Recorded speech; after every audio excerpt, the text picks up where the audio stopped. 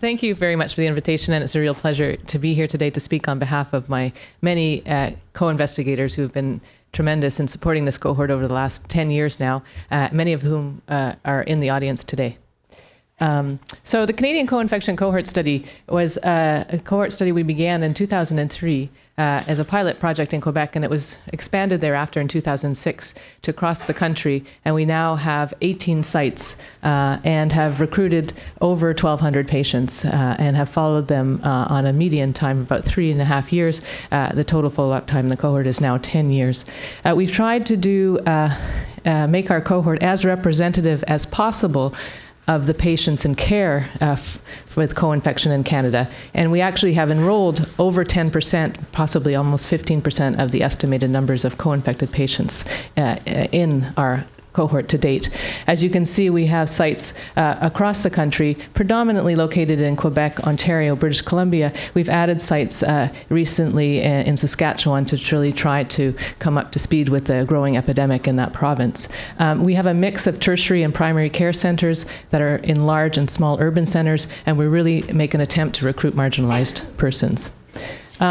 What's happened is this cohort study, which started as a basic project to look at disease progression and the role of antiretroviral therapy and other exposures in liver disease progression, has evolved into a translational program of research. And I just illustrate here on the slide how we have projects in population health, social determinants of health, clinical, and pathogenesis. We have a large sample bank that we collect on patients at their visits every 6 months that have been used for a number of studies. Today I'm just going to focus on some of the data that's come from most of our clinical and population health work that just speaks to the potential benefits of hepatitis C therapy in this population.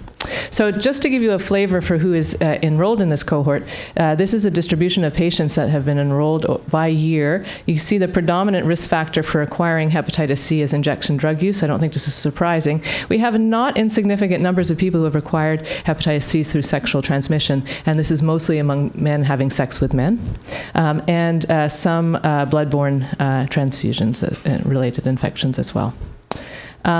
Injection drug use is the predominant mode of acquisition.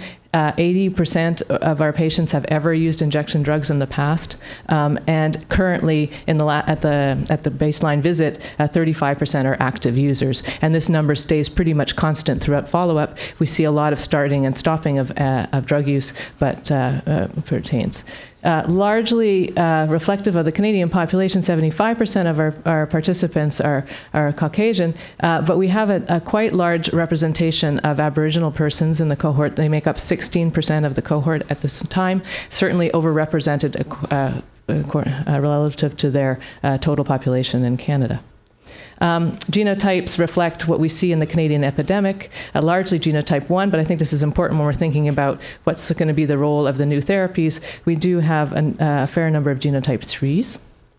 And hepatitis C treatment status, we've actually been doing quite well. I think this is one of the success stories. Overall, at baseline, there had been about 15% of participants who'd previously been treated for hepatitis C, realizing that not all of them had a sustained virologic response, so many of these are still chronically infected. But at last visit, 30% of our participants have actually received treatment, which is far above what you see in many of the reported literature, especially given who our population is. And the response rates have been excellent. So the 144 overall have achieved SVR. That represents about almost 60% of those treated have received an SVR with standard PEG-RIBA. We only have 25 patients in the cohort so far who have received first-generation DAAs, so almost all of this is with PEG-RIBA. But unfortunately, despite this, we're seeing a tremendous mortality rates in the cohort participants. This is recent data that we've put together and submitted for publication, which looks at the standardized mortality rates based on age and province-matched rates and gender. Overall, co-infected patients in our cohort were 12 times as likely to die compared to the general Canadian population. This is particularly true for women, who are 19 times more likely to die than men. And the causes of death, not surprisingly, I think, are primary cause of death is end-stage liver disease. This represents about 20% of overall cases of death. Second most common, given the population, is drug overdose. And I think this speaks to the multiple comorbidities that our population faces, and that we can't only be focusing on hepatitis C in this population. Cancer is interestingly emerging as our third most common cause of death. These are standardized mortality rates. I don't know how well you can see this from the back, but plotted by various different socio-behavioral characteristics and clinical characteristics at their last visit, just to give it a sense about who it is we might be targeting to try to improve mortality in this population.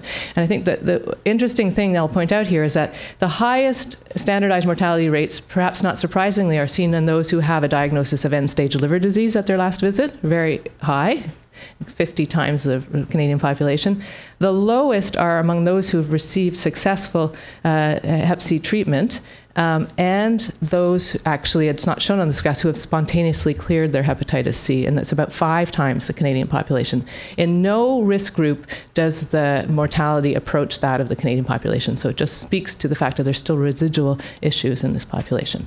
So, there was said early on that much of the problem in co-infection is HIV, and that if we just treated HIV, we would slow progression rates down, and they would be similar to what's seen in the mono-infected population, and that the primary focus should be to control HIV. I think there's no argument that controlling HIV has a tremendous benefit both for the immunologic status of patients and reduces fibrosis progression overall, but it's not enough. So this is some very early work where we looked at fibrosis progression rates in co-infected patients, there shown in green, compared to HIV mono-infected patient rates. And this is using a non-invasive surrogate marker, the AST to platelet ratio index.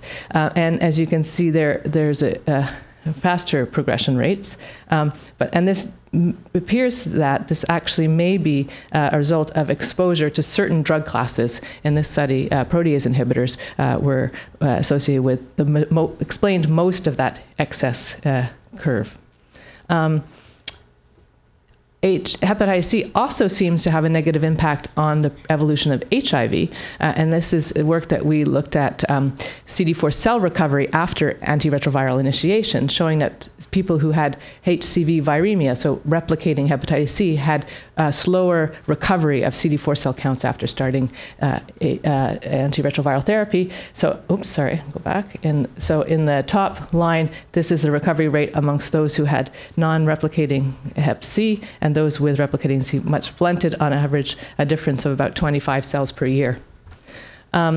There's clearly comorbidities in this population that go beyond. So this is a study looking at insulin resistance, and I think it's been well described in the mono-infected population that insulin resistance is a contributor to fibrosis progression, and indeed the same can be said in co-infection. And this may be partly why some of the antiretrovirals, and particularly the protease inhibitors, which drive insulin resistance, may be contributing. And so patients who had a HOMO-IR score of greater than 2 in this study were 7 times as likely to progress to significant fibrosis compared to those who did not have insulin resistance. And just one last thing I just want to point out is that because of the multiple comorbidities in our populations, most of our patients use other substances other than injection drugs, and marijuana is probably the most commonly used substance after cigarettes in our population, with almost 40% of our patients regularly using marijuana. There was a lot of literature, well, there were several small studies that were cross-sectional previously that suggested that marijuana exposure might be contributing to fibrosis, and this study, I hope, will put that idea to rest, in that sense that when we look at this prospectively in a longitudinal fashion, we really can see no evidence that marijuana exposure contributes to fibrosis progression. So we have this underlying drive towards fibrosis that's going on in the population, mostly being driven by hepatitis C, also being driven by comorbidities. So why not address the hepatitis C? I think there's no question in this room, I'm speaking to a converted audience, that that's probably our primary target. We were interested in looking at some of the potential benefits other than those on fibrosis for this population, because it's well documented in mono-infection that treating hepatitis C can improve both liver and non-liver related outcomes. There's been relatively little data in HIV co-infection, and where we have a lot of competing medical problems. And so this was Manhua's work when she was a master's thesis with me, and she was a former student with NCRTP. Looking at quality of life amongst SVR achievers and non-achievers. So in blue, we have those who had an SVR versus those who did not. And so there was a significant improvement in quality of life, self-reported quality of life in patients who achieved an SVR 1 year after SVR. She similarly demonstrated that there's a reduction in healthcare use amongst patients who achieve an SVR. So after you account for their healthcare use prior to treatment, because some people are heavy healthcare users just by nature, there was a reduction in both inpatient visits and outpatient visits if you achieved an SVR, which was quite significant, on order of about 80% 1 year after completing therapy.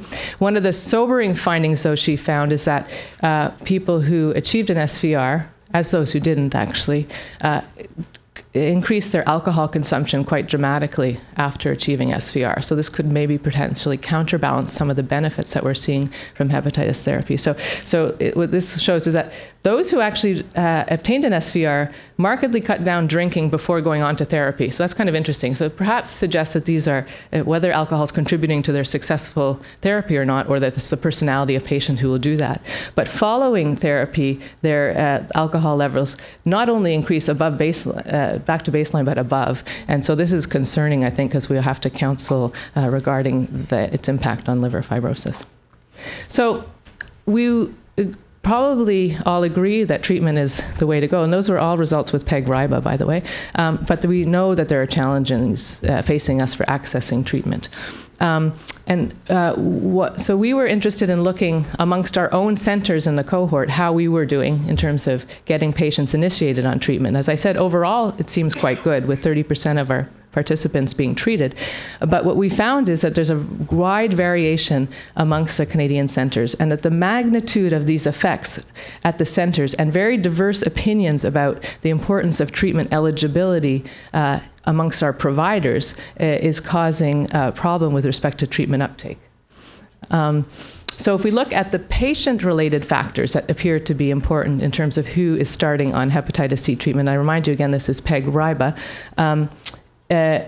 Women are far less likely to start. Persons of Aboriginal ancestry are far less likely to be started on treatment, and those who are active or ever using cocaine or crack are more less likely to be started. So these aren't surprising. After we adjust for all these, that is, adjust for the case mix of the population at each center, what we found is that there were appreciable variability. So the different letters are provinces, so Ontario, British Columbia, and Quebec is Q. We've grouped them that way. Only 2 centers seem to stand out as being particularly successful at initiating patients on therapy. After we accounted for whether these are primary care or tertiary centers, there was still this variability. After we accounted for provincial differences in regulations, there was still this difference in variability. So it suggests that the center effects are actually quite important. And I think this speaks very nicely to, the ECHO project, is if you can actually disseminate very common practices, best practices across centers, and that we can hopefully improve this. And this gives you an idea about the wide variation of thoughts about eligibility criteria amongst our investigators. So we polled the principal investigators. We asked them what they considered to be most important when they were considering initiating hepatitis C treatment. And although one is least important, 5 being most important, and the range of responses is shown here. And so with the exception of 2, that's severity of fibrosis and current alcohol intake, which both were considered to be very important in determining whether you start someone, all the others are widely variable. They can range from 1 to 5 in terms of the opinion. So clearly people have very different ideas about who should be started versus not. Interestingly, if you had a fibroscan, you were at your center, you were much more likely to start people on therapy. Whether that's a cause or an effect, it's hard to know, because if you get in a fibroscan, you're probably already thinking more about treating people. But that was one thing that we found as well. So finally, we also, it's clear that part of the big problem was PEG-RIBA, and part of the big problem are side effects and tolerability and lack of acceptability of these treatments for our injection drug-using population in particular. And so we were interested to see, who is it that's actually eligible now for direct-acting antivirals, and with the first generation, so we found that if you still had to use PEG-RIBA, the vast minority of our patients who are in need would be eligible currently for direct DAAs. And the exclusion criteria principally pertain to ongoing alcohol abuse, severe on-treatment depression, and decompensated end-stage liver disease. And so amongst those who had previously required hepatitis C therapy, there's only 39 patients who would be eligible and 143 that would be eligible who are treatment naive after you put in these exclusion criteria. I admit that many of these relate to interferon, because if you got rid of the interferon, the depression issue becomes less important. But I don't think we could ignore some of the others still. In fact, they also would require quite a bit of alteration in their antiretrovirals because of drug-drug interactions. So only a minority of our patients are currently on raltegravir, which is probably the easiest drug to use with the first-line DAAs. Yeah, so in conclusion, did I keep on time? Hopefully. There's clearly a large group of patients out there that are still in need of hepatitis C treatment in our cohort, and I think it reflects what's seen in co-infection. Interferon-sparing DAAs really have great potential, but it seems that successful treatment in obtaining a cure is going to lead to a wide range of measurable health benefits. But there's still ongoing risk behaviors and competing comorbidities that may mitigate benefits. I didn't even talk about risk of reinfection, for example. And in order to maximize the medical and economic benefits of these new therapies, we're really going to have to be specific in targeting our patients and adapt our care models appropriately so that we can actually engage and treat everyone who's in need. And with that, I will just close by acknowledging all the participants in the cohort study, the co-investigators, and the coordinators, and invite you to visit us at our website. Thank you.